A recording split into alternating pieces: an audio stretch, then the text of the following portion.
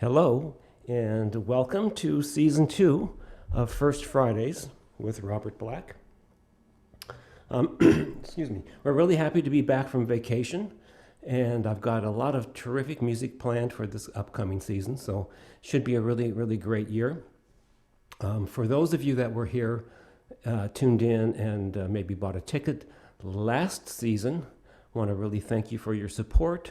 We have a pretty healthy international audience, so it's really great that your interest and your support is important, and it allows us to bring you a second season of this program. Today's program is called 20th Century Giants.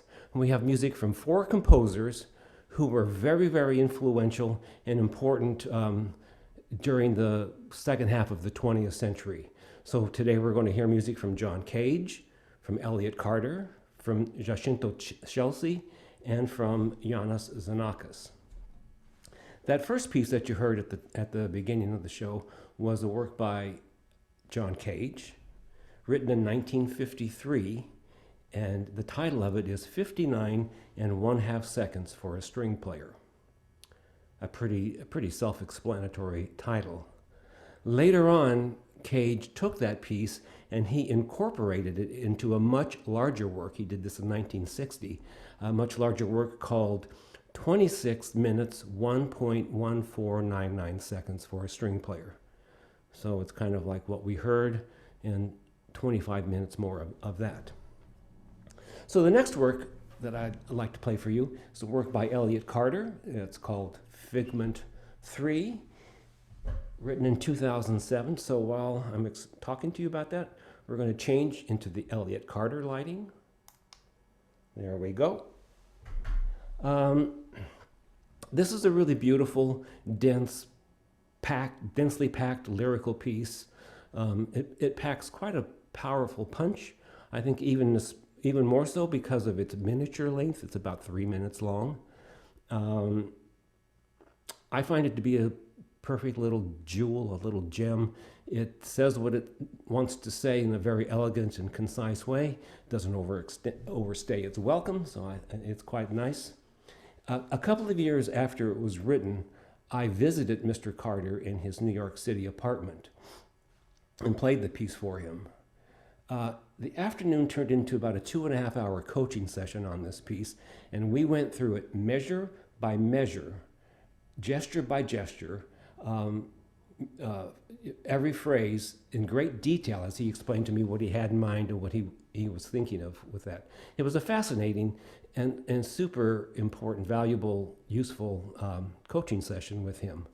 So when I left his apartment, I immediately found a park bench, sat down and wrote down everything that he had told me. At least I forget a lot of that advice. So let me readjust my iPad orientation here for that piece. And then we should be ready to go with Figment 3 by Elliott Carter.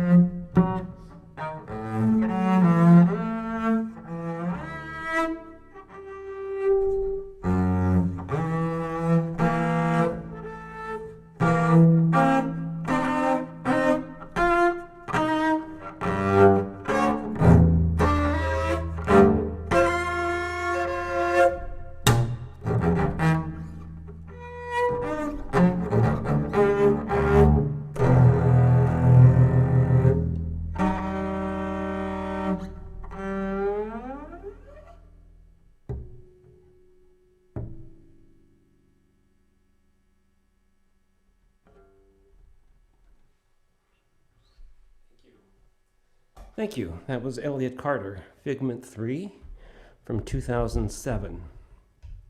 The next work is by the Italian composer Giacinto Scelsi, a piece called Mantram. And least I forget, let's get into the Scelsi lighting. There we go. When I was working on a solo CD of all of Scelsi's bass music, I contacted the wonderful French bass player Joël Leandre, who had had a very long and close association with Scelsi. I contacted her to let her know that I was doing this project, and two, to find out if there was anything that I might be missing in Scelsi's repertoire. So Joël sent me her transposition of a piece of Scelsi's, this one I'm going to play for you, Mantram. It's an undated work.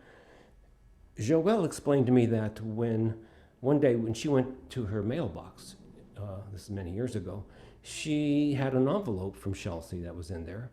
And she opened it up, and inside the envelope was the manuscript for this piece. So it was a kind of a really surprise gift to her. It's a lovely work. It's a curious work because, as I said, it's undated, and it's not quite typical of what we would think of Scelsi's music with that kind of intense focus on one pitch. This is very melodic, has this meandering melody, has a lovely flow to the piece, like that very Eastern tinged kind of hypnotic work. So this will be Scelsi's Mantram.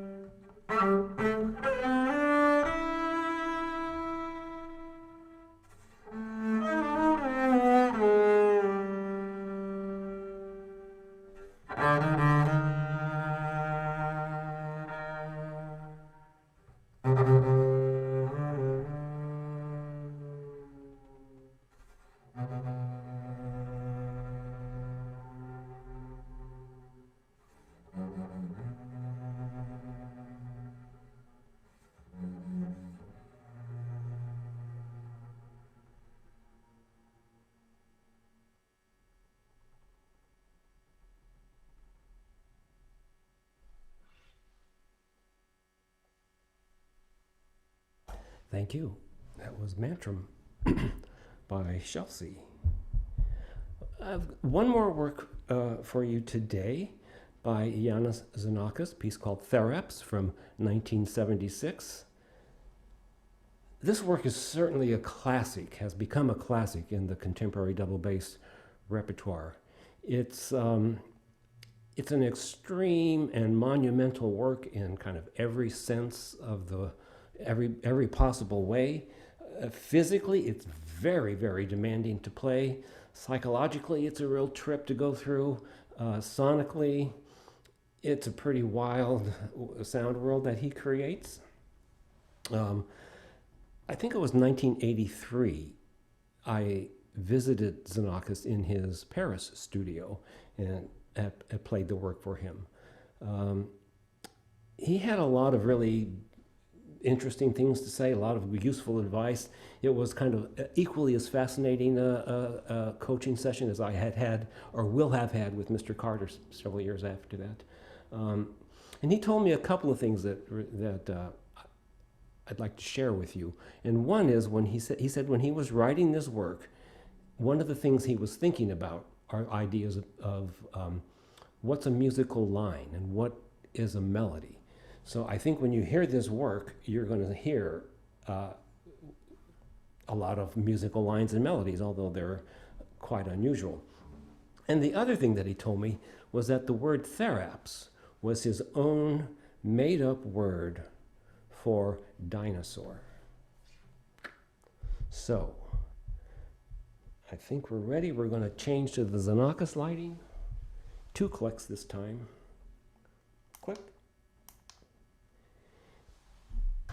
And here we go. Fasten your seatbelts. This is Theraps by Iannis Xenakis.